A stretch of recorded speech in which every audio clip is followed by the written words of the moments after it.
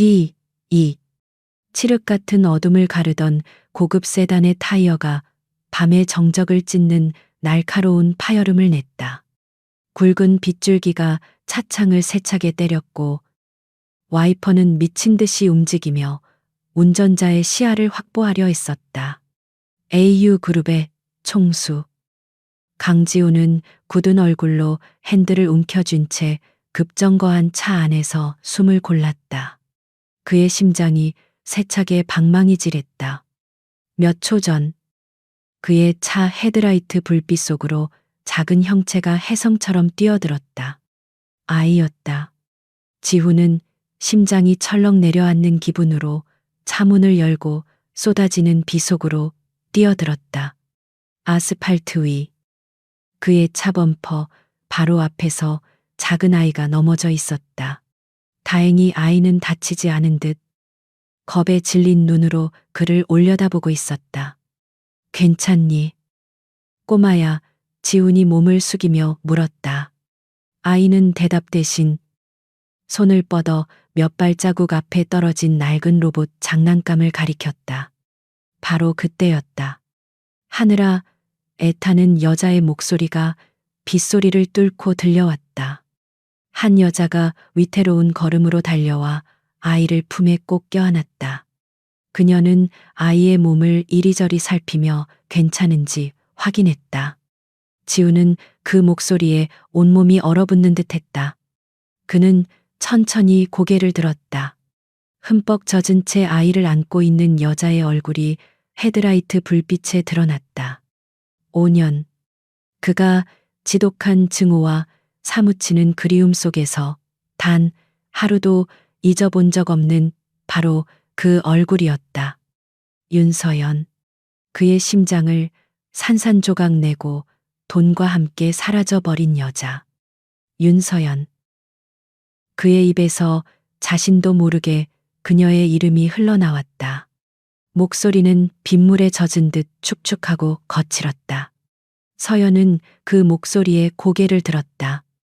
그리고 그녀의 눈이 지훈과 마주치는 순간 그녀의 얼굴은 새하얗게 질려버렸다.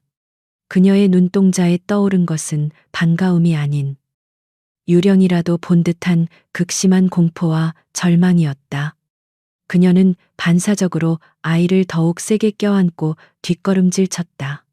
마치 그가 아이에게 해라도 끼칠 괴물이라도 되는 것처럼. 그 모습에 지훈의 가슴 속에서는 5년간 억눌러 왔던 분노가 다시 치밀어 올랐다. 그는 그녀에게 소리치고 싶었다. 왜 떠났는지, 어떻게 자신을 배신할 수 있었는지 묻고 싶었다. 하지만 그의 입이 열리기도 전에 더 믿을 수 없는 광경이 그의 눈앞에 펼쳐졌다.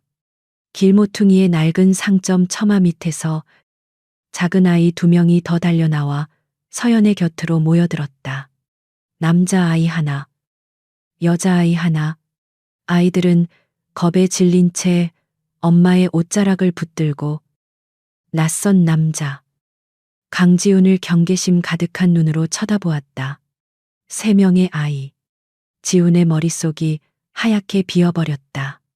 그의 시선은 새 아이의 얼굴을 차례로 훑었다.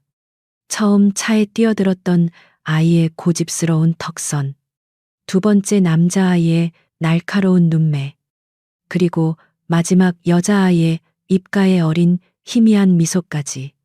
모든 것이 거울을 보는 것처럼 지독하게 그 자신을 닮아 있었다. 부정하고 싶은 현실이었지만 그의 온몸의 피가 차갑게 식으며 말해주고 있었다. 이것은 환각이 아니라고. 지훈은 마비된 혀를 움직여 간신히 물었다. 이 아이들은 대체. 그의 말이 채 끝나기도 전에 서연은 공포에 질려 비명을 지르듯 외쳤다. 오지 마세요. 우리에게 가까이 오지 말아요. 그녀는 새아이의 손을 붙잡고 뒤도 돌아보지 않은 채 비 내리는 어두운 골목길 안으로 미친 듯이 달려갔다. 마치 지옥에서 도망치듯 필사적으로. 지훈은 그 자리에 못 박힌 듯 서서 그녀와 아이들이 사라진 골목을 멍하니 바라보았다. 그는 쫓아갈 생각조차 하지 못했다. 거대한 충격이 그의 모든 사고를 마비시켰다. 빗물은 그의 머리부터 발끝까지를 적셨지만 그는 아무것도 느낄 수 없었다. 세상의 모든 소리가 멀어지고 그의 귓가에는 새아이의 얼굴과 서연의 절박했던 비명만이 메아리쳤다. 아스팔트 위, 빗물에 젖어 처량하게 버려진 낡은 로봇 장난감만이 방금 전에 모든 일이 현실이었음을 증명하고 있었다. 5년간의 증오의 끝에서 그는 거대한 폭풍의 눈과 정면으로 마주하고 말았다. 그날 밤 이후 강지훈의 세상은 멈춰버렸다. 그는 서울에서 가장 높은 펜트하우스, 구름 위를 걷는 듯한 자신만의 왕국에 돌아왔지만 그의 영혼은 비에 젖은 어두운 골목길에 버려져 있었다. 잠을 이룰 수 없었다. 눈을 감으면 새아이의 얼굴이, 특히나 자신을 빼닮은 그 아이들의 눈동자가 눈앞에 어른거렸다. 그는 애써 그것이 착각이라고, 어둠과 빛 속에서 본 환영일 뿐이라고 스스로를 몰아붙였다. 윤서연이 자신을 떠난 후 다른 남자를 만나 아이를 낳고 가정을 꾸렸을 거라는 상상은 지난 5년간 그를 괴롭혀온 악몽이었다. 하지만 3명, 그것도 자신과 그토록 닮은 3명의 아이라니. 이것은 그의 악몽보다 더 잔인하고 지독한 현실이었다. 다음 날, AU그룹의 중역 회의실. 평소라면 얼음장 같은 카리스마로 회의를 주도했을 강지우는 넋이 나간 사람처럼 앉아 있었다. 그의 머릿속은 온통 어젯밤의 만남으로 가득 차 있었다. 그는 결국 참지 못하고 회의를 중단시킨 채 자신의 충직한 비서 김 실장을 호출했다. 김 실장은 강지훈이 후계자 시절부터 함께해온 신복이었다. 그는 평소와 다른 주군의 모습에 조심스럽게 물었다. 무슨 일 있으십니까? 대표님. 지우는 마른 세수를 하며 지친 목소리로 입을 열었다. 사람을 좀 찾아줘. 윤서연. 5년 전 내 곁을 떠났던 그 여자야. 김 실장의 얼굴에 놀란 기색이 스쳤지만 그는 아무것도 묻지 않았다. 지난 5년간의 모든 행적을 알아봐. 어디서 살았는지, 뭘 했는지, 누구를 만났는지, 아주 사소한 것 하나까지도 전부, 그리고 아이가 있는지 확인해. 최대한 조용하고 신속하게. 그의 마지막 말에는 칼날 같은 날카로움과 위태로운 떨림이 동시에 섞여 있었다. 조사는 며칠 만에 이루어졌다. 김 실장은 무거운 표정으로 조사 보고서를 그의 책상 위에 올려놓았다. 강지우는 떨리는 손으로 서류를 집어들었다. 보고서의 내용은 그의 가슴을 후벼 파는 비수와도 같았다. 윤서연은 서울에서도 가장 낙후된 동네의 옥탑방에서 살고 있었다. 그녀의 지난 5년은 처절한 생존 투쟁 그 자체였다. 식당 주방 보조, 건물 청소부, 그리고 밤에는 데이터 입력 아르바이트까지. 그녀는 몸이 부서져라 일하며 하루하루를 버티고 있었다. 5년 전 거액의 돈을 받고 사라졌다고 믿었던 여자의 삶이라고는 도저히 상상할 수 없는 비참한 현실이었다. 그리고 보고서의 마지막 장, 그의 심장을 먹게 만든 부분이었다. 가족관계란에는 윤서연의 이름 아래 3명의 아이 이름이 나란히 적혀 있었다. 윤하늘, 윤아람, 윤하솜. 5년 전 태어난 새 쌍둥이. 아이들의 출생일은 그녀가 사라진 지 약 9달 후였다. 그 타임라인은 그의 심장에 찍힌 지울 수 없는 낙인이었다.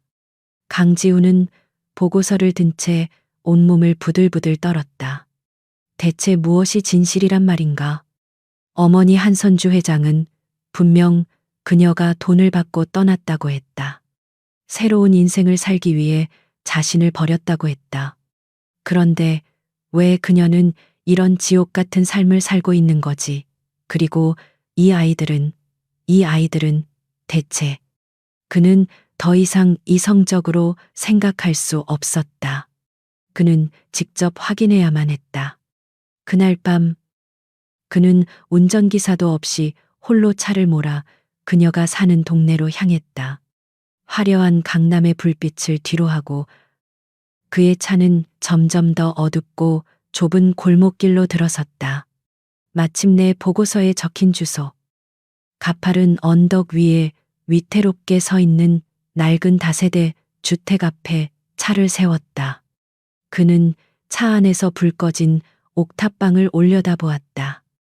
저 작고 초라한 공간에서 그녀는 지난 5년간 새 아이를 홀로 키워왔다. 그가 따뜻한 침대에서 편히 잠드는 동안 그녀는 차가운 방에서 아이들을 품에 안고 추위에 떨었을지도 모른다. 그가 최고급 레스토랑에서 식사를 하는 동안 그녀는 아이들을 먹이기 위해 자신의 끼니를 걸렀을지도 모른다. 죄책감이 거대한 파도처럼 그를 덮쳤다.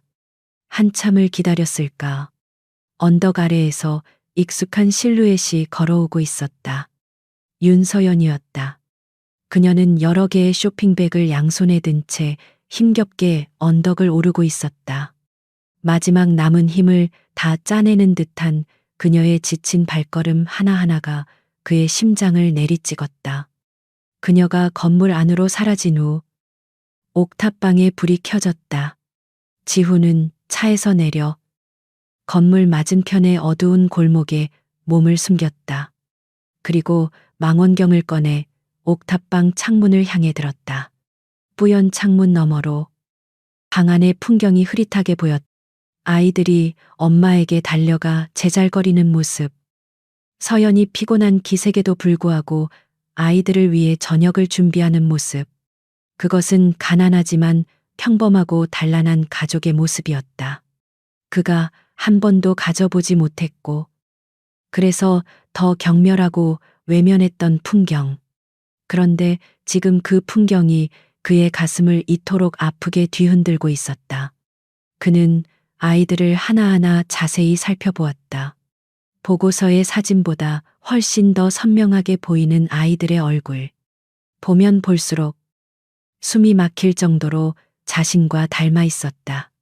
그때 그의 시선이 스케치북에 무언가를 열심히 그리고 있는 한 아이에게 고정되었다. 둘째 하람이었다.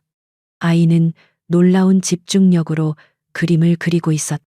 지훈은 망원경의 초점을 아이의 손에 맞췄다. 아이의 작은 손에서 그려지는 그림은 아이의 것이라고는 믿기지 않을 정도로 정교하고 섬세했다. 그리고 아이가 고개를 숙이는 순간 그의 목에 걸린 무언가가 희미한 불빛에 반사되어 반짝였다. 그의 심장이 멎는 듯했다. 그는 떨리는 손으로 초점을 다시 맞췄다. 가늘고 낡은 은색 체인에 매달려 있는 작고 하얀 조각. 그것은 의심의 여지 없이 반달 모양의 펜던트였다. 순간 그의 머릿속에 5년 전의 기억이 섬광처럼 스쳐 지나갔다. 화창한 오후, 그는 서연의 목에 반달 모양의 목걸이를 직접 걸어주었다. 그리고 자신의 목에 걸린 또 다른 반달 목걸이를 보여주었다. 이건 내 반쪽. 이건 서연이 내 반쪽. 이걸 가지고 있으면 우린 언젠가 다시 만나서 온전한 하나의 달이 될 수 있을 거야. 그는 자신도 모르게 셔츠 안으로 손을 넣어 5년간 단 한 번도 빼지 않았던 자신의 반달 목걸이를 움켜쥐었다. 차가운 금속의 감촉이 그의 손바닥을 파고들었다. 우연이 아니었다. 모든 것이, 모든 조각들이 하나의 끔찍하고 슬픈 진실을 가리키고 있었다. 그는 더 이상 차가운 차 안에서 지켜보고만 있을 수 없었다. 그의 마음속에서 의심은 확신으로 변했다. 분노와 배신감, 죄책감과 연민이 뒤섞인 거대한 감정의 소용돌이가 그를 집어삼켰다. 그는 어둠 속에서 나와 그녀가 있는, 그리고 그의 아이들이 있는 저 낡은 옥탑방을 향해 발걸음을 옮기기 시작했다. 이제는 직접 그녀의 입으로 진실을 들어야만 했다. 강지훈의 발걸음은 무거웠다. 낡고 가파른 계단을 한 칸 한 칸 오를 때마다 그의 심장은 납덩이라도 매단 듯 아래로 가라앉았다. 페인트가 벗겨진 벽, 희미하고 깜빡이는 전구, 복도를 채운 가난의 냄새, 이 모든 것이 그의 세상과는 너무나도 이질적이었다. 그리고 이곳에 그의 과거이자 어쩌면 그의 미래일지도 모를 그녀가 살고 있었다. 옥탑방의 낡은 철문 앞에 섰을 때 그는 잠시 망설였다.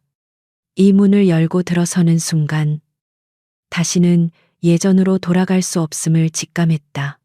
그는 심호흡을 한 뒤 문을 두드렸다.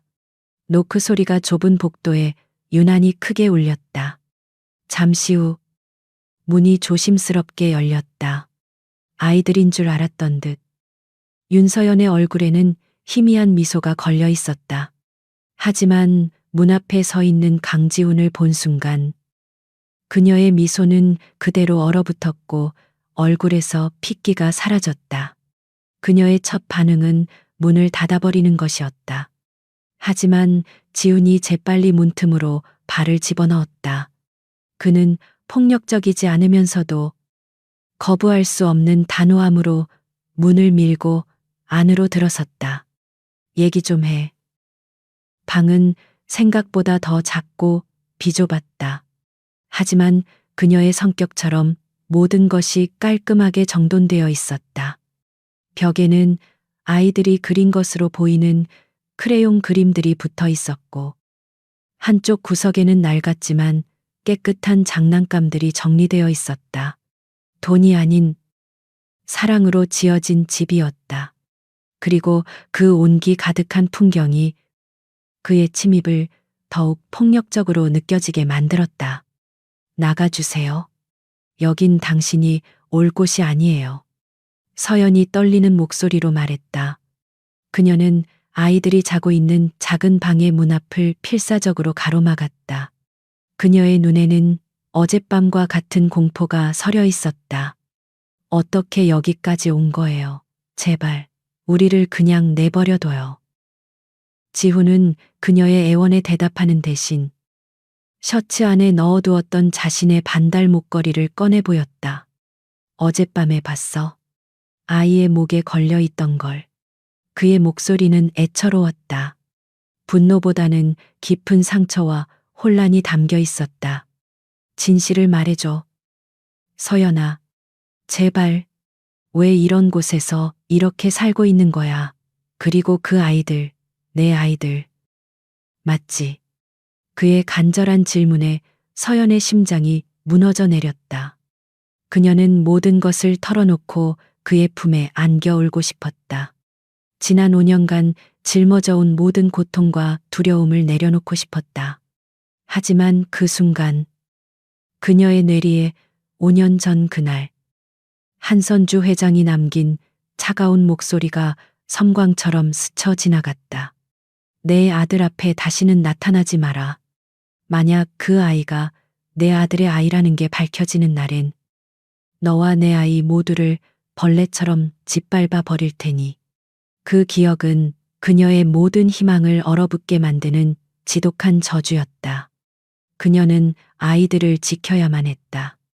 설령 그것이 자신의 심장을 칼로 도려내는 일이라 할지라도 그녀는 필사적으로 마음속의 모든 감정을 지웠다. 그녀의 부드러웠던 눈빛은 순식간에 차갑고 적대적인 벽으로 변했다. 잘못 보셨어요. 흔한 디자인의 목걸이일 뿐이에요. 그녀의 목소리는 얼음장처럼 차가웠다. 그리고 이 아이들은 당신과 아무 상관없어요. 내 아이들이고 당신이 알아야 할 건 그게 전부예요. 그녀의 차가운 태도에 지훈의 마지막 희망이 산산조각 났다. 그의 상처는 다시 분노로 변했다. 거짓말, 내가 두 눈으로 똑똑히 봤어. 아이들의 얼굴을 봤다고. 어떻게 나랑 그렇게 똑같이 생길 수가 있지. 그는 그녀에게 다가가 팔을 붙잡았다. 그의 이성이 끊어지기 일보 직전이었다. 대체 왜 이러는 거야? 뭘 더 원하는데 돈이 더 필요한 거라면. 그의 입에서 돈이라는 단어가 나오는 순간 서연의 가슴에 날카로운 통증이 밝혔다. 결국 이 남자도 자신을 돈 때문에 떠난 여자로만 기억하고 있었다. 그 사실이 오히려 그녀에게 거짓말을 계속할 수 있는 잔인한 힘을 주었다. 그녀는 그가 자신에게 완전히 등을 돌리게 만들어야만 했다. 그래야 그와 아이들 모두가 안전해질 수 있었다. 그녀는 눈물을 삼키며 그의 눈을 똑바로 쳐다보았다. 그래요. 돈. 당신 어머니가 주신 돈은 진작에 다 썼어요. 내가 이렇게 사는 건 다 내 선택의 결과예요. 당신과는 아무 상관없다고요. 그녀는 그의 손을 뿌리치며 가장 잔인한 말을 내뱉었다. 착각하지 마요. 강지훈 씨, 난 단 한 번도 당신을 사랑한 적 없으니까. 뭐라고? 그때도 당신의 돈과 배경을 보고 접근했던 것뿐이고, 지금은 당신이나 당신 집안과 엮이고 싶은 마음 조금도 없어요. 그녀의 모든 단어는 비수가 되어 그의 심장을 찔렀다. 그러니 당장 여기서 나가요. 다시는 나와 내 아이들 앞에 나타나지 마세요. 한 번만 더 찾아오면 주거 침입과 스토킹으로 경찰에 신고할 테니까. 그녀의 말은 너무나도 단호하고 독해서 지훈은 더 이상 아무 말도 할 수 없었다. 눈으로 본 증거와 귀로 들은 진실 사이에서 그의 세상이 무너져 내렸다. 5년 전 그녀가 돈 때문에 자신을 배신했다는 그 오래된 상처가 다시 터져나와 그의 영혼을 갈기갈기 찢어 놓았다. 그는 패배한 군인처럼 비틀거리며 그 집을 걸어 나왔다. 보이. 문이 닫히는 소리가 들렸다. 그 소리와 함께 서연의 모든 것이 무너져 내렸다. 그녀는 문에 기댄 채 그대로 바닥에 주저앉았다. 그녀는 아이들이 깰까봐 터져 나오는 울음을 필사적으로 틀어막았다. 그녀의 온몸이 고통스러운 거짓말의 대가로, 그리고 앞으로 닥쳐올 미래에 대한 공포로 사시나무처럼 떨리고 있었다. 그녀가 쌓아 올린 차가운 벽은 결국 그녀 자신마저도 그 안에 가두어 버렸다. 강지훈을 매몰차게 밀어낸 후 윤서연의 세상은 더욱 위태로워졌다. 그녀는 아이들 앞에서는 필사적으로 웃어 보였지만 혼자가 되면 숨막히는 불안감과 고통에 시달렸다. 그녀가 뱉어낸 독한 거짓말들은 부메랑이 되어 돌아와 그녀의 심장을 매일 밤 난도질했다. 그날 강지훈의 눈에서 보았던 깊은 절망과 상처는 그녀에게 지울 수 없는 낙인이 되었다. 강지훈 역시 마찬가지였다. 그는 다시 차가운 가면을 쓰고 일에 미친 듯이 몰두했다. AU그룹의 냉혹한 군주로 돌아가 주변의 모든 사람들을 얼어붙게 만들었다. 그는 윤서영과 새아이의 존재를 머릿속에서 지워버리려 애썼다. 그녀가 뱉었던 잔인한 말들을 되새기며 그녀는 그저 돈에 미친 배신자일 뿐이라고 스스로에게 되뇌었다. 하지만 그럴수록 새아이의 얼굴은 더욱 선명하게 떠올라 그를 괴롭혔다. 그렇게 위태로운 평화가 며칠 이어졌을까. 끔찍한 비극은 가장 평범한 오후에 예고 없이 찾아왔다.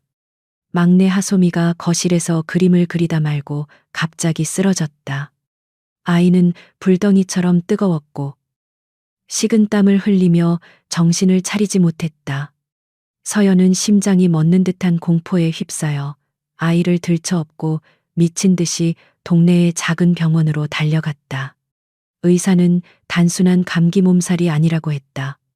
아이의 얼굴과 팔다리에 생긴 정체불명의 멍들을 가리키며 큰 병원에서 정밀 검사를 받아보라고 권했다. 서연은 마지막 남은 돈을 긁어모아 아이를 데리고 서울의 대학병원으로 향했다. 며칠에 걸친 피 말리는 검사 끝에 마침내 진단명이 내려졌다. 급성 재생불량성 빈혈입니다. 의사의 담담한 목소리가 서연의 세상에 사형 선고처럼 울려 퍼졌다. 생소한 병명이었지만 이어지는 설명은 절망 그 자체였다. 골수가 더 이상 정상적인 혈액세포를 만들어내지 못하는 희귀 혈액병. 유일한 치료법은 골수 이식뿐이라고 했다. 의사는 당장 가족들을 대상으로 조직적 합성항원 검사를 시작해야 한다고, 시간이 없다고 말했다. 서연이 애써 쌓아 올렸던 모든 벽이 그 순간 무너져 내렸다. 아이의 생명 앞에서 그녀의 자존심과 두려움은 아무것도 아니었다. 그녀는 즉시 검사를 받았지만 결과는 절망적이었다. 유전자가 절반만 일치하여 이식 성공률이 희박하다는 것이었다. 의사는 형제나 부모가 가장 높은 확률을 가진다고 설명했다. 다른 두 아이, 하늘이와 하람이는 너무 어렸다. 그들의 몸에 부담을 줄 수는 없었다. 이제 남은 선택지는 단 하나뿐이었다. 아이들의 아버지, 강지훈. 서연은 창백한 얼굴로 중환자실 유리창 너머 작은 산소 호흡기의 의지에 힘겹게 숨을 쉬고 있는 하소미를 바라보았다. 그녀는 선택의 여지가 없었다. 그녀는 비에 젖은 생쥐처럼 초라한 행색으로 AU그룹 본사 빌딩으로 향했다. 로비의 직원들은 그녀를 막아섰지만 그녀는 경호원들을 뿌리치고 비명을 지르며 안으로 돌진했다. 강지훈 대표님 만나게 해주세요. 제발. 그녀의 처절한 외침에 모든 사람들의 시선이 집중되었다. 소란을 듣고 나온 김 실장이 그녀를 발견하고 경악했다. 그는 급히 그녀를 제지하려 했지만 그 순간 최상층에서 내려온 엘리베이터 문이 열리며 강지훈이 나타났다. 그는 싸늘한 눈으로 서연을 내려다보았다. 내 경고를 잊었나 보군. 여기가 어디라고 감히 행패를 부리는 거지. 그의 목소리는 경멸로 가득 차 있었다. 하지만 서연은 그의 경멸에 아랑곳하지 않았다. 그녀는 그의 앞으로 달려가 수많은 사람들이 보는 앞에서 무릎을 꿇었다. 그녀의 눈에서 뜨거운 눈물이 쏟아져 내렸다. 잘못했어요. 내가 다 잘못했어요. 제발, 제발, 우리 딸 좀 살려주세요. 우리 딸 지훈이 어이없다는 듯 비웃었다. 하소미가, 우리 막내딸 하소미가 아파요. 죽어가고 있어요. 그녀는 울부짖으며 말했다. 골수 이식이 필요해요. 당신이 우리 딸을 살릴 수 있는 유일한 희망이에요. 우리 딸이라는 단어가 지훈의 심장을 거대한 망치처럼 내리쳤다. 그녀의 절망은 너무나도 생생해서 도저히 연기라고 생각할 수 없었다. 지훈은 충격과 혼란 속에서도 즉시 그녀를 데리고 병원으로 향했다. 중환자실.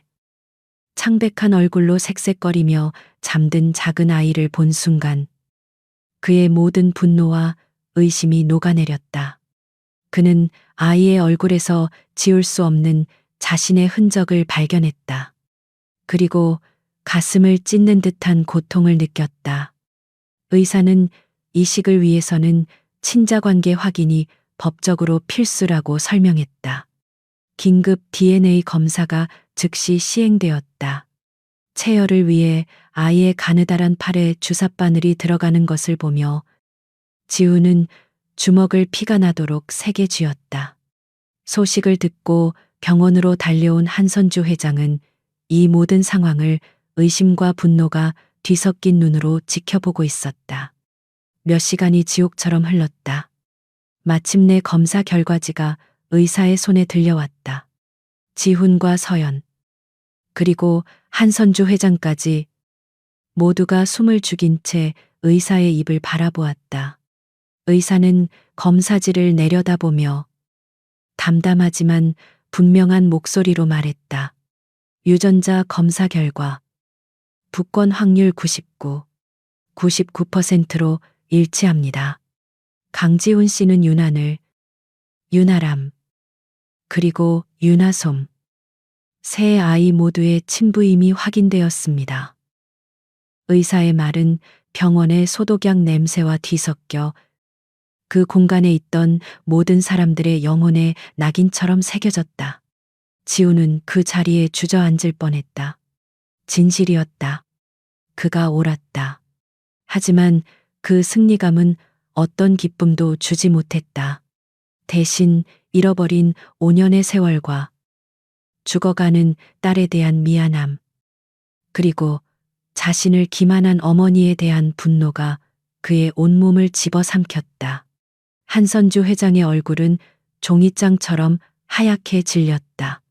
그녀의 완벽했던 계획이 가장 끔찍하고 비극적인 방식으로 산산조각 나버렸다.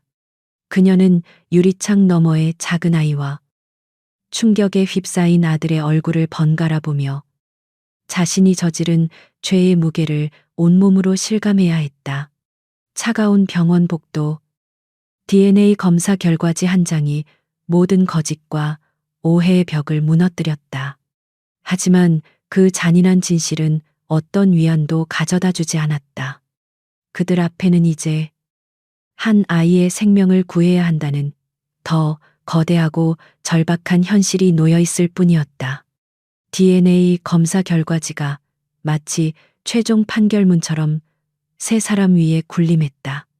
강지우는 친부로 확인되었고 한선주 회장의 잔인한 계획은 낱낱이 드러났으며 윤서연의 5년간의 거짓말은 비극적인 진실로 밝혀졌다. 하지만 그 누구도 안도하거나 기뻐하지 못했다. 그들 앞에는 여전히 죽음의 문턱에서 사투를 벌이고 있는 작은 생명이 있었다. 모든 충격과 혼란을 뒤로하고 강지우는 즉시 골수 기증 적합성 검사를 받았다. 그는 조금이라도 빨리 딸아이를 구할 수만 있다면 무엇이든 할 수 있었다. 윤서연 역시 희박한 가능성에라도 매달리며 다시 한번 검사에 응했다. 두 사람은 피말리는 기다림의 시간 동안 병원 복도에서 단 한마디의 대화도 나누지 않았다. 하지만 같은 곳을 바라보았다. 중환자실 유리창 너머 작은 숨을 힘겹게 이어가고 있는 하소미의 얼굴을. 며칠 후 검사 결과가 나왔다. 의사는 무거운 표정으로 두 사람 앞에 섰다. 안타깝게도 두 분 모두 아이와 조직 항원이 완벽하게 일치하지 않습니다. 의사의 말은 남은 희망마저 앗아가는 절망의 선고였다. 부분 이식도 가능하지만 성공률이 현저히 떨어지며 아이의 몸에 큰 부담이 될 것이라는 설명이 이어졌다. 강지우는 주먹을 세게 쥐었다. 자신의 아이인데, 자신의 몸속 피와 살을 나누어 가진 아이인데 왜 구할 수가 없단 말인가? 그는 절망감에 소리치고 싶었다. 그때 의사가 유전자 분석표를 살펴보며 혼잣말처럼 중얼거렸다. 특이하군요. 아이의 조직, 항원 유형이 북의 유전자. 특히 친할머니 쪽의 특성과 매우 강한 연관성을 보입니다. 그 무심코 뱉은 한마디가 얼어붙었던 모든 것을 움직이는 열쇠가 되었다. 강지훈의 머릿속에 섬광이 내리쳤다. 그는 천천히 고개를 돌려 복도 저편에서 차가운 얼굴로 서 있는 그의 어머니 한선주 회장을 바라보았다. 그녀는 아들의 시선을 피했다. 그녀의 눈빛이 미세하게 흔들리고 있었다. 지우는 어머니에게 다가갔다. 그의 목소리는 분노를 넘어선 섬뜩할 정도로 고요한 음성을 띠고 있었다. 검사 받으세요. 어머니, 그것은 부탁이 아니었다. 거역할 수 없는 명령이었다. 한선주 회장의 얼굴이 경악으로 일그러졌다. 네가 지금 제정신이냐? 내가 왜 그런 검사를 받아야 하지? 저 아이는 나랑 아무 상관없어. 그녀는 자존심의 상처를 입은 짐승처럼 날카롭게 소리쳤다. 자신이 지워버리려 했던 존재를 이제 자신의 몸으로 살려내야 할지도 모른다는 사실은 그녀에게 죽음보다 더한 굴욕이었다. 상관이 없다고요. 지훈의 목소리에 마침내 억눌렀던 분노가 터져 나왔다. 어머니의 그 더러운 자존심과 욕심 때문에 내 아이가 저기서 죽어가고 있어요. 어머니가 저지른 짓 때문에 저 아이가 만약 잘못된다면 그 피는 전부 어머니 손에 묻게 될 겁니다. 평생 저주받으며 살게 될 거라고요. 그의 절규는 병원 복도를 가득 메웠다. 한선주 회장은 아들의 증오서린 눈빛 앞에서 뒷걸음질 쳤다.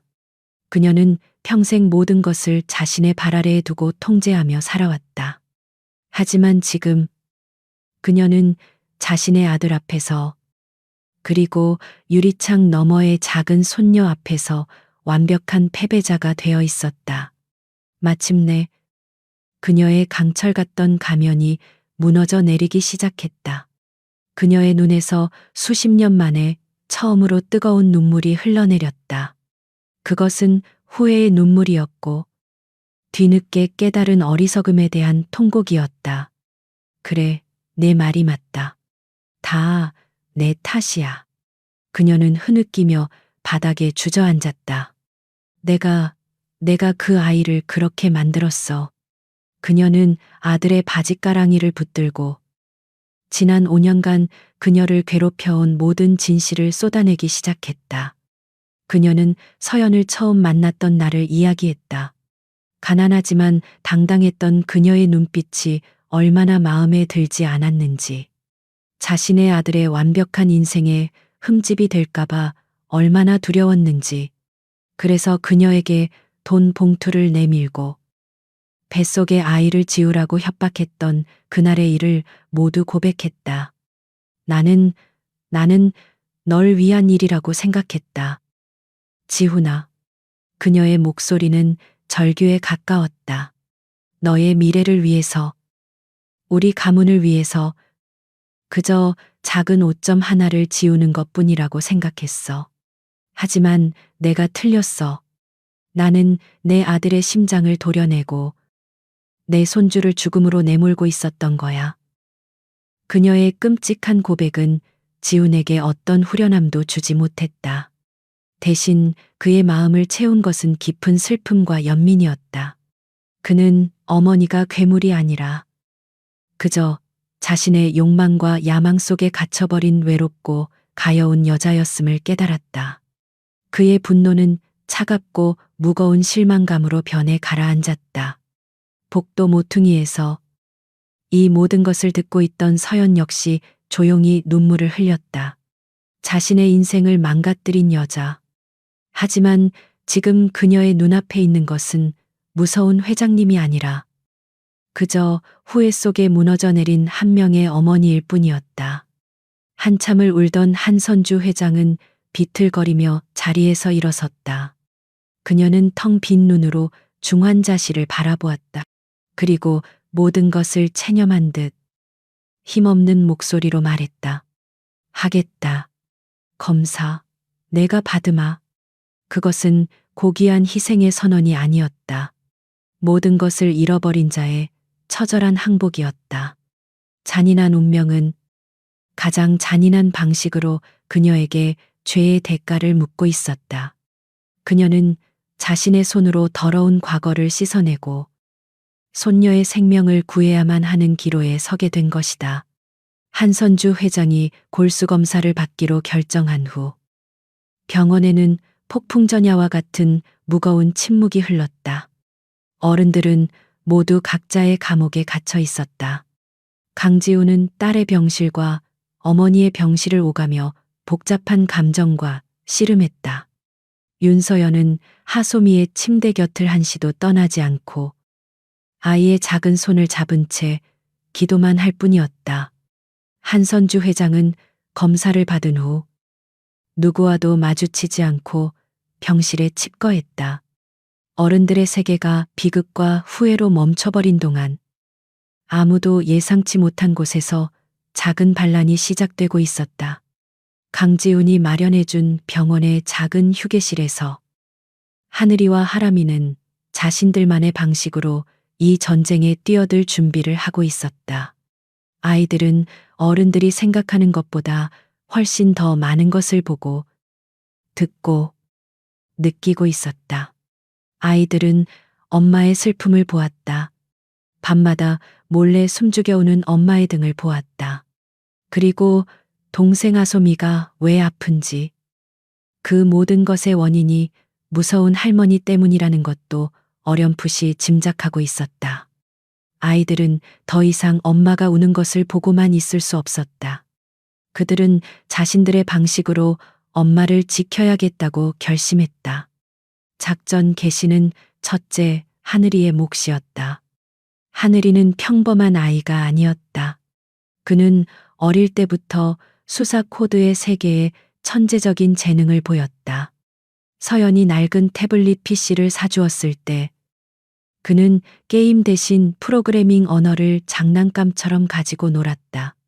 그는 엄마가 왜 우는지 알아내기 위해 단 하나의 단서, AU그룹과 한선주 회장이라는 이름을 가지고 거대한 디지털 세계로 뛰어들었다. 휴게실 구석. 어른들의 눈을 피해 하늘이는 태블릿 화면에 코드를 입력하기 시작했다. 그것은 아이의 장난이 아니었다. AU그룹의 철통 같은 보안망을 뚫기 위한 정교하고 대담한 침투 작전이었다. 아이의 작은 손가락이 화면 위를 날아다녔다. 방화벽이라는 거대한 성벽을 넘고 보안 프로그램이라는 파수꾼들을 잠재우며 그는 유령처럼 그룹의 가장 깊숙한 서버로 향했다. 그는 엄마의 이름, 윤서연을 검색했다. 수많은 자료들 속에서 그는 5년 전의 날짜가 찍힌 숨겨진 파일을 발견했다. 그것은 한선주 회장의 개인 비서실에서 관리하던 비밀 회계 장부였다. 그리고 그 안에서 그는 결정적인 증거를 찾아냈다. 한 유령 회사를 통해 거액의 자금이 한 사설 정보업체로 흘러 들어간 기록. 그리고 그 거래가 승인된 날은 엄마가 아빠의 곁을 떠났던 바로 그날이었다. 하늘이는 모든 것을 이해할 수는 없었다. 하지만 그는 이것이 엄마를 울게 만든 나쁜 비밀이라는 것을 직감했다. 그는 조용히 아무도 모르게 그 모든 자료를 자신의 클라우드 서버로 백업하기 시작했다. 같은 시각. 둘째, 하람이는 다른 방식으로 싸우고 있었다. 하람이는 그림 천재였다. 눈으로 본 것은 무엇이든 사진처럼 기억하고 종이 위에 완벽하게 재현해내는 특별한 능력을 가지고 있었다. 그는 울고 있는 엄마 곁으로 다가가 조용히 물었다.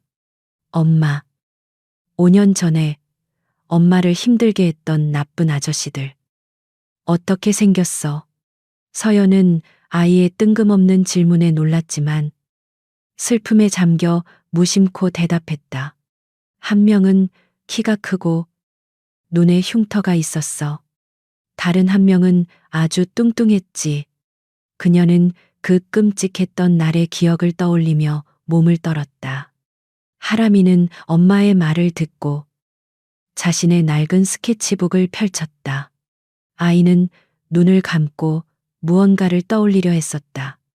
5년 전 엄마의 뱃속에 있던 시절의 희미한 기억의 파편, 공포에 질렸던 엄마의 목소리, 그리고 그녀를 위협하던 낯선 남자들의 목소리, 그 흐릿한 기억이 엄마의 묘사와 합쳐지는 순간 하람이의 손이 움직이기 시작했다.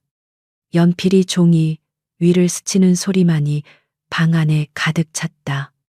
그것은 아이의 그림이라고는 믿을 수 없는 격렬하고 정교한 움직임이었다. 잠시 후 스케치북 위에는 두 남자의 얼굴이 사진처럼 그려져 있었다. 눈가의 흉터, 탐욕스러운 입술, 비열한 눈빛까지 5년이라는 시간을 뛰어넘어 악마의 얼굴이 종이 위에 완벽하게 부활한 것이다. 두 형제는 각자의 무기를 들고 조용히 마주 보았다. 한 명의 손에는 AU그룹의 범죄를 증명할 디지털 증거가, 다른 한 명의 손에는 그 범죄를 실행한 자들의 얼굴이 들려 있었다. 아이들의 파괴 계획은 복수가 아니었다. 그것은 엄마를 지키고 다시는 누구도 자신들의 가족을 아프게 하지 못하도록 만들기 위한 세상에서 가장 순수한 정의의 실현이었다. 아이들은 이제 이 무기를 어떻게 써야 할지 알고 있었다. 그들은 자신들이 새로 찾은 아빠, 강지훈에게 가기로 결심했다. 어른들의 슬픔을 끝낼 수 있는 힘을 가진 유일한 사람. 그날 밤, 병원 복도에서 지친 몸을 이끌고 걸어가던 강지훈의 앞을 두 아이가 막아섰다. 하늘이는 태블릿 PC를 들어 올려 의심스러운 자그미체 내역이 떠 있는 화면을 보여주었다. 그리고 하람이는 말없이 자신의 스케치북을 펼쳐 보였다. 아빠, 엄마를 도울 수 있는 걸 찾은 것 같아요. 지우는 아이들의 장난일 거라 생각하며 무심코 화면과 스케치북을 내려다보았다. 그리고 그 순간 그의 온몸의 피가 차갑게 식었다. 화면에 떠 있는 유령 회사의 이름은 그가 어렴풋이 알고 있던 아버지의 비자금 창구였고, 스케치북에 그려진 남자들은 그의 어머니가 가끔씩 사용하던 해결사들이었다. 어른들의 비극 속에서 누구도 상상하지 못했던 천재들의 반격이 막 시작되고 있었다. 병원 복도. 강지우는 두 아들이 내민 증거 앞에서 얼어붙었다. 태블릿 화면에 떠 있는 검은 거래 내역과 스케치북에 그려진 악마의 얼굴들. 그것은 그의 마지막 남은 모든 의심과 미련을 제로 만들어버리는 결정적인 증거였다. 어머니가 얼마나 치밀하고 잔인하게 서연과 아이들의 삶을 파괴하려 했는지 그 모든 전말이 눈앞에 펼쳐졌다. 그는 더 이상 어머니를 용서할 수 없었다. 아니, 용서의 차원을 넘어선 문제였다. 이것은 그의 가족, 그가 이끌고 있는 AU그룹의 뿌리까지 썩어 있다는 증거였다. 내부에서 조용히 문제를 해결하는 것은 불가능했다. 썩은 뿌리를 살리기 위해 가지를 치는 것이 아니라 썩은 나무 전체를 불태워버리고 그 잿더미 위에서 새로운 씨앗을 틔워야만 했다. 그 순간 강지우는 결심했다. 어머니가 그토록 지키고 싶어 했던 이 거대한 제국, 아들의 완벽한 미래를 위해 기꺼이 악마가 되었던 그 이유 자체를 바로 자신의 손으로 파괴해버리기로, 그것만이 서연과 아이들에게 속죄할 수 있는 유일한 길이자 그들을 어머니의 그림자에서 완벽하게 해방시킬 수 있는 방법이었다. 그의 움직임은 신속하고 단호했다.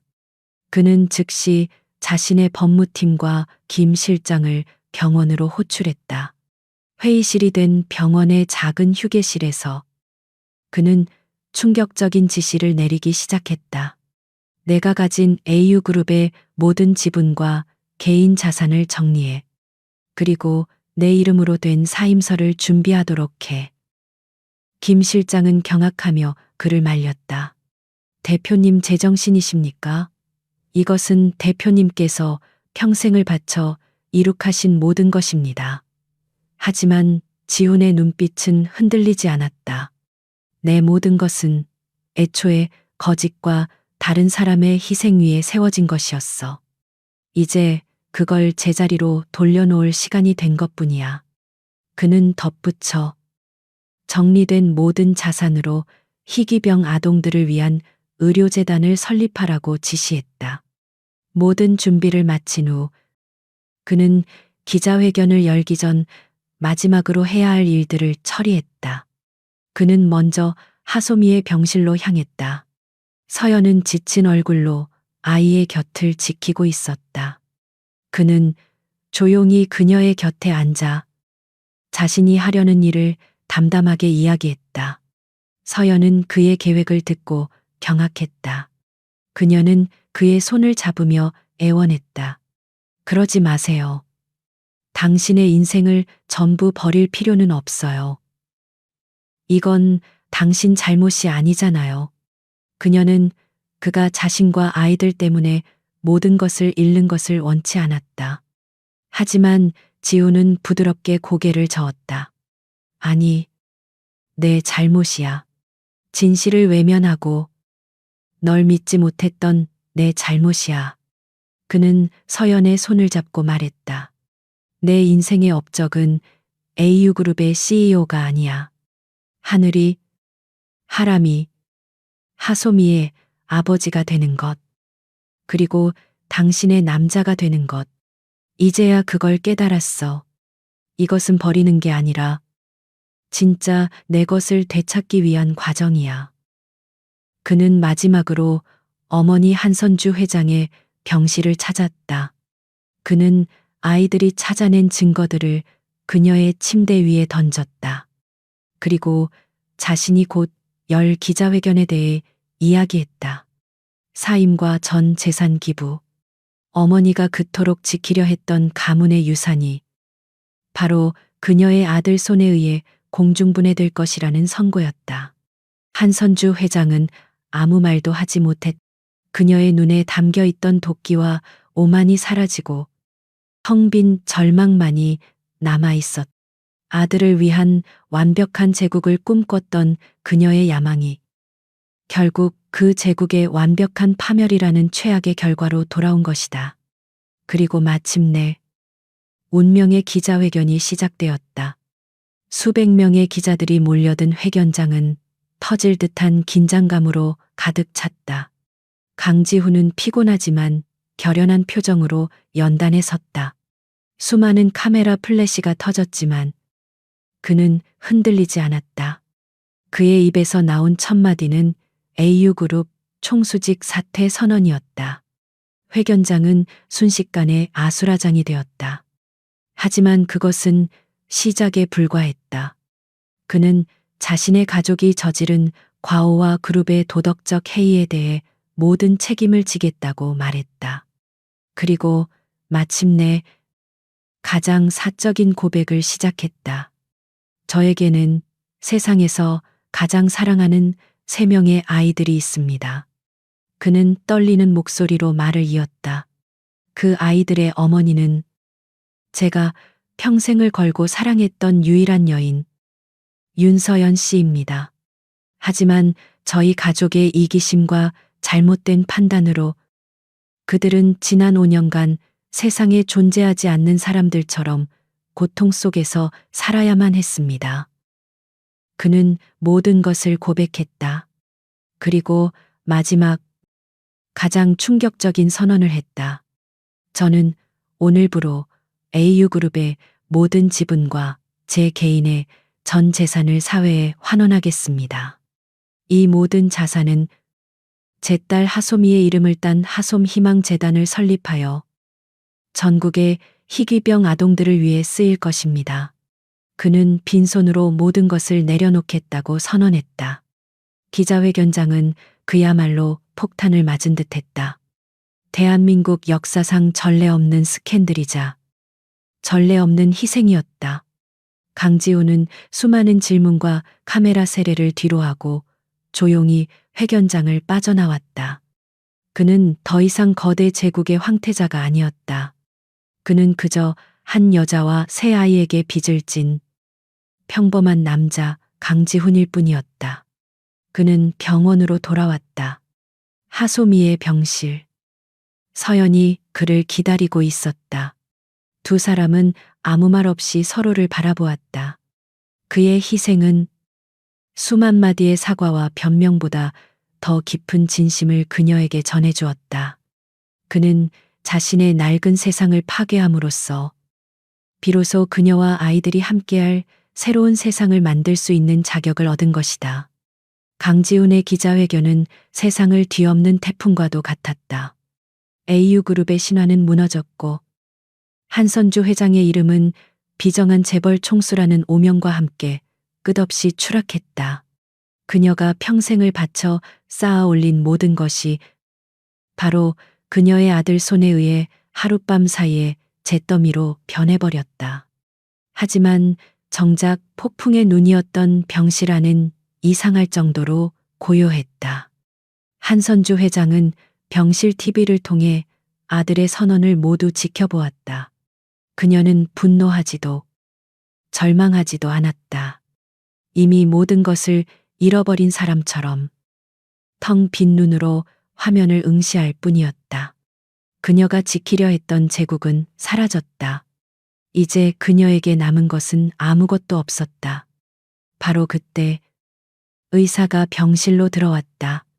그의 손에는 골수 조직 검사 결과지가 들려 있었다. 결과가 나왔습니다. 한선주 회장님의 조직 항원은 손녀와 98% 이상 일치합니다. 이식 수술의 최적의 조건입니다. 의사의 말은 마지막 확인 사살과도 같았다. 잔인한 운명은 그녀에게서 모든 것을 앗아간 뒤 그녀가 지워버리려 했던 작은 생명을 구할 유일한 희망이라는 역할을 떠맡기고 있었다. 수술 준비는 신속하게 진행되었다. 한선주 회장은 평생 입었던 화려한 명품 옷과 보석들을 모두 벗고 환자라는 이름이 적힌 밋밋한 병원복으로 갈아입었다.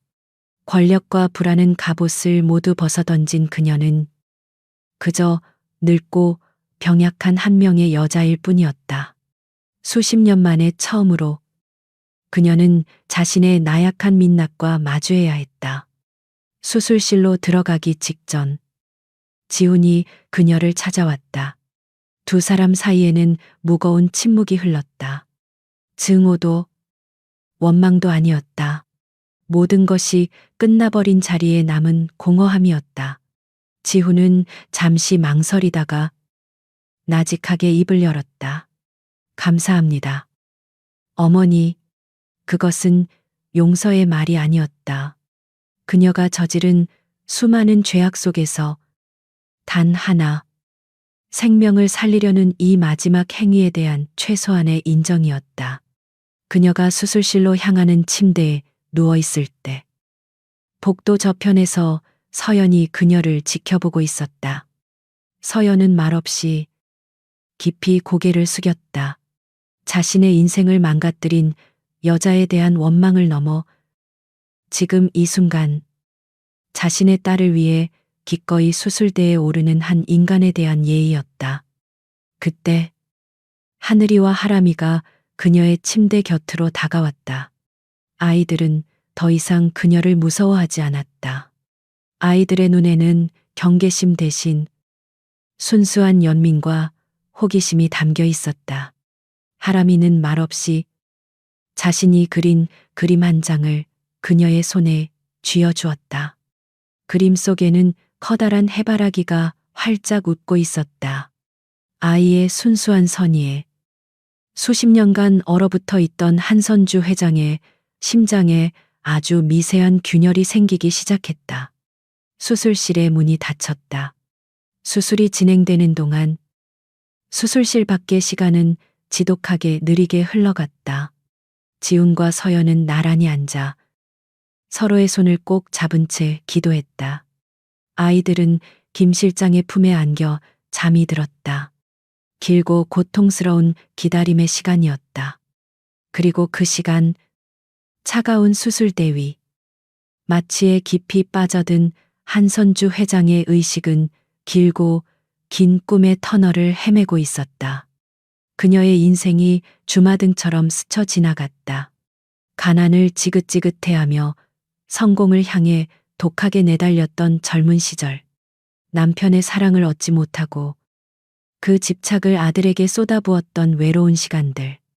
그녀의 마음이 단단한 돌처럼 굳어지기 시작했던 순간들. 자신의 야망을 위해 타인의 눈물을 외면했던 수많은 날들. 그리고 마침내 그녀는 꿈속에서 5년 전에 윤서연과 마주했다. 돈 봉투를 내밀며 뱃속의 아이를 지우라고 말하는 자신의 모습이 보였다. 그 순간 그녀는 처음으로 자신의 모습이 얼마나 추악하고 잔인했는지를 깨달았다. 꿈의 마지막. 그녀는 유리창 너머의 하소미를 보았다. 작고 연약한 아이. 자신의 피를 물려받은 자신의 첫 손녀. 아이가 그녀를 향해 희미하게 미소를 지었다. 그 미소에 그녀의 단단했던 심장의 마지막 조각이 마침내 무너져 내렸다. 얼마나 시간이 흘렀을까. 수술실의 문이 열리고 의사가 피곤하지만 밝은 얼굴로 걸어 나왔다. 수술은 성공적이었습니다. 모든 것이 순조롭게 끝났습니다. 그 한마디에 복도를 가득 메웠던 지독한 긴장감이 한순간에 녹아내렸다. 모두가 안도의 한숨을 내쉬었다. 몇 시간 후 마취에서 깨어난 한선주 회장의 병실을 지훈이 찾았다. 그녀는 창백하고 몹시 쇠약해 보였다. 그녀는 힘겹게 눈을 떠 아들을 바라보았다. 그녀의 눈에는 더 이상 과거의 도끼와 야망이 서려 있지 않았다. 텅 비어버린 그 눈에서 그녀는 평생 처음으로 진심이 담긴 질문을 했다. 아이는 괜찮으냐? 그녀는 처음으로 하소미를 문제나 존재가 아닌 아이라고 불렀다. 그 짧은 한마디는 길고 길었던 한 독재자의 시대가 끝나고 한 명의 할머니가 서툴게 태어나고 있음을 알리는 신호탄이었다. 육체적인 희생은 끝났다. 이제 가족 모두의 영혼을 치유해야 할 시간이 시작되고 있었다. 기적과도 같았던 수술이 끝난 후 병원에는 조심스러운 희망이 싹트기 시작했다.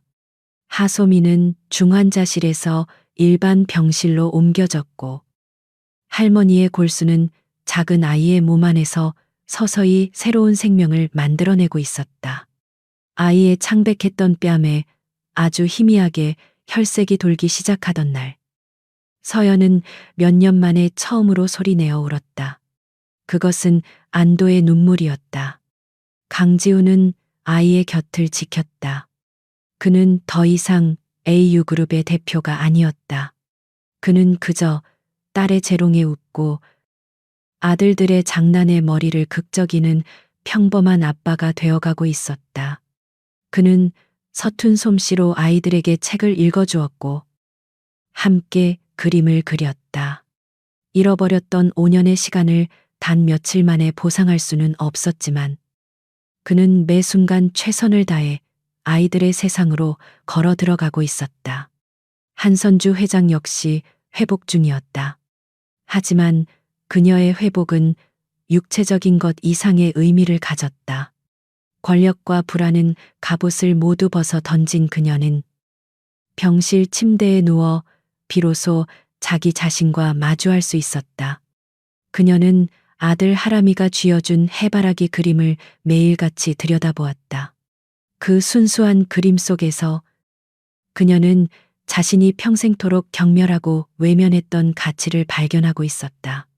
며칠 후 휠체어에 의지할 만큼 기력을 회복한 그녀는 비서에게 한 가지 부탁을 했다. 하소미의 병실에 데려다 달라는 것이었다. 그곳에는 지훈과 서연, 그리고 아이들이 모두 모여 있었다.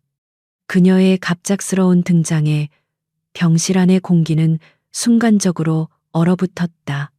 한선주 회장은 휠체어에 앉은 채 난생 처음으로 자신의 새손주를 제대로 마주 보았다. 엄마를 걱정스럽게 바라보는 하늘이, 호기심 어린 눈으로 자신을 쳐다보는 하람이, 그리고 침대 위에서 아직은 힘겹지만 맑은 눈으로 자신을 바라보는 하솜이.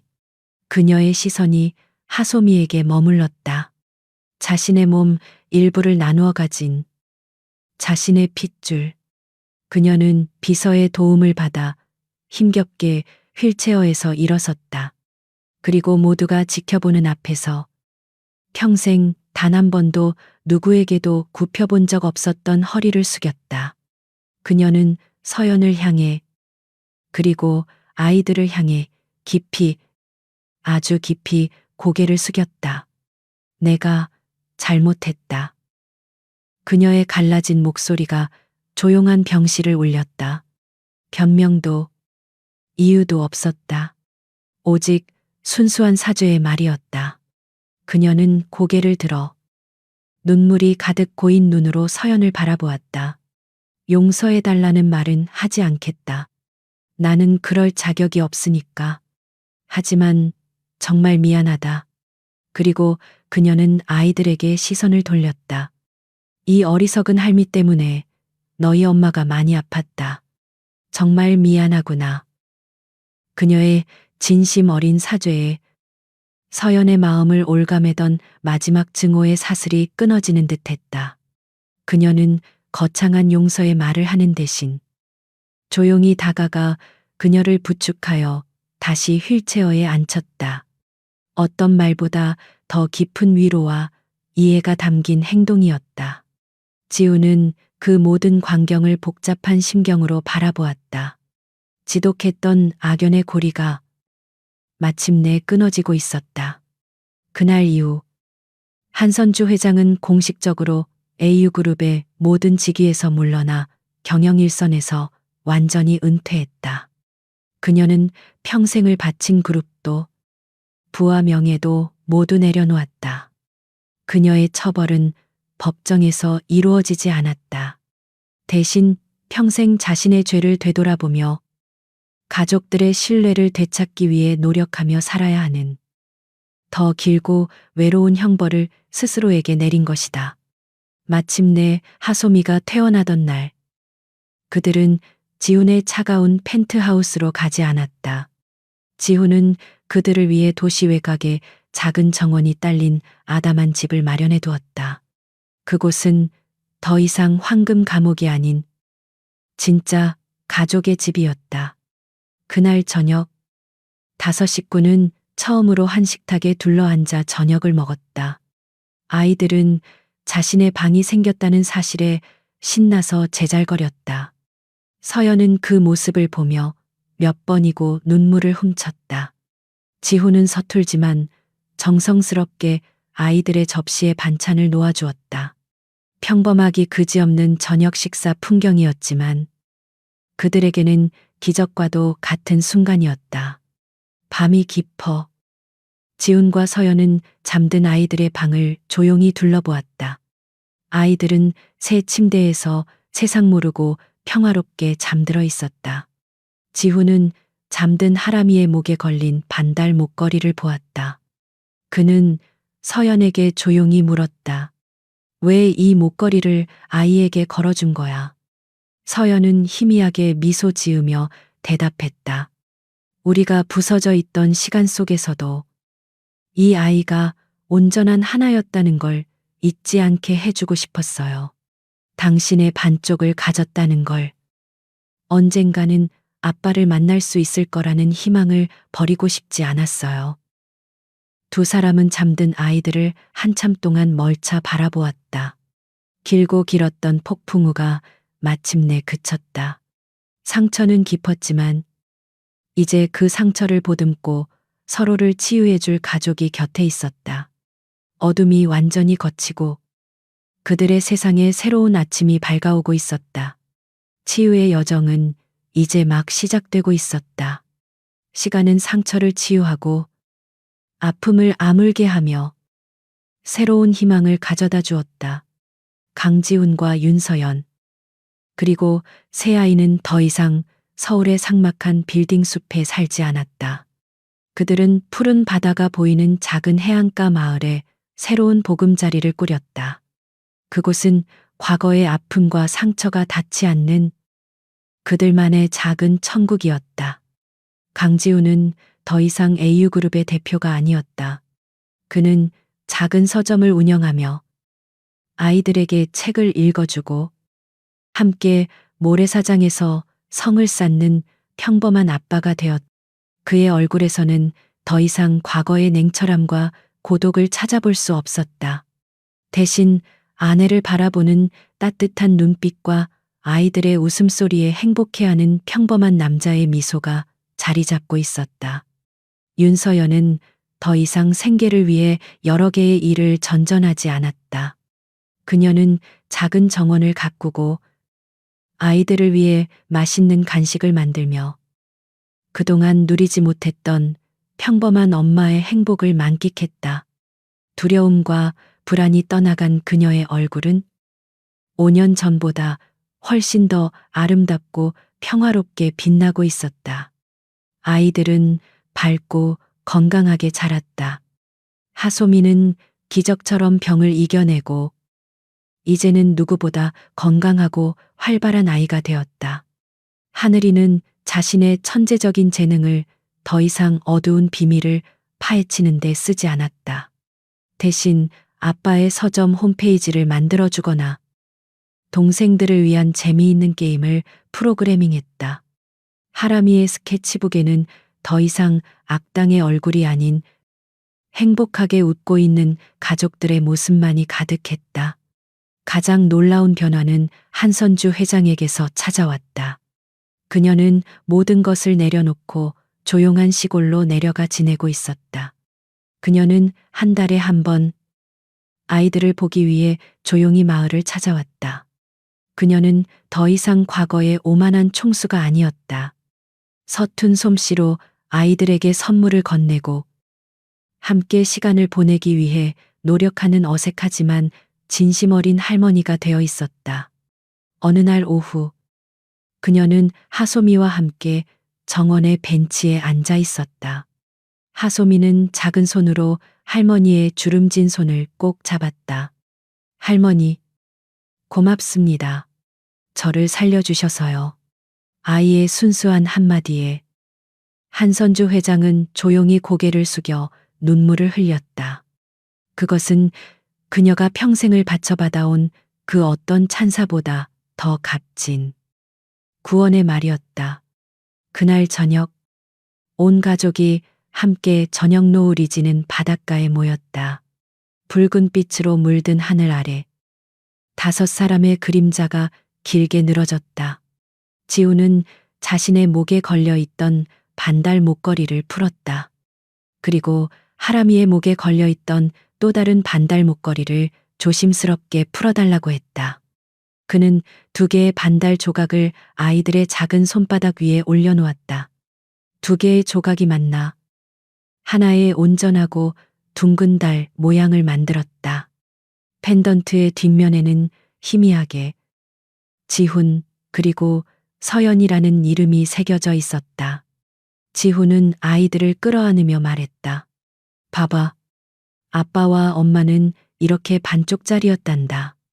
하지만 우리 하늘이, 하람이, 하소미가 함께 있을 때 우리는 비로소 이렇게 완벽하고 둥근 하나가 될 수 있는 거야. 아이들은 아빠의 말을 전부 이해하지는 못했지만 그 따뜻한 분위기에 행복하게 웃었다.